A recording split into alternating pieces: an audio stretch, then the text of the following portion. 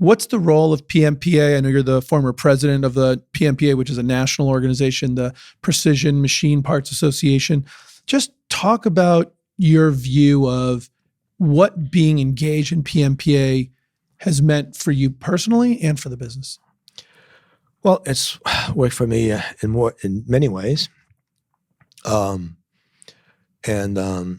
fun part of it is that we've been to places that we've never been to. We would never visit. Because we've been all over the United States. Would have gone to certain places.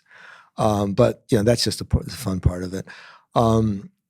Secondly, we have all kinds of learning opportunities through trade shows, through conferences where we bring in really good speakers, and we get to interact with them personally.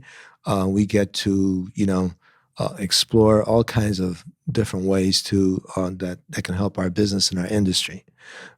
We work together. Our motto is better together. We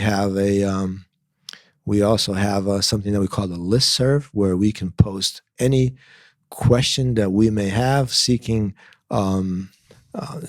advice, seeking help to correct a problem, a solution, whatever we need. We post it in this website, and bingo, like magic, answers come, and people just go out of their way to help each other.